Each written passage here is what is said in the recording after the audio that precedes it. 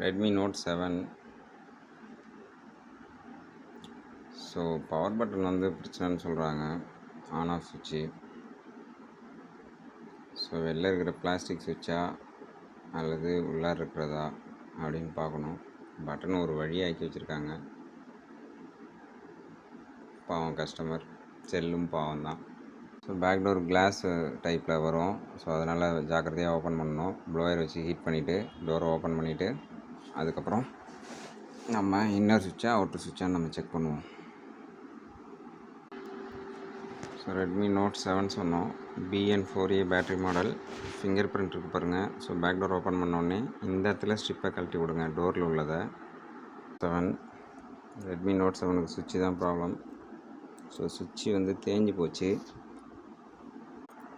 சென்டராக வந்து மீனாக போயிருக்கு. மாற்றியாச்சு, கரெக்டாக இருக்குது.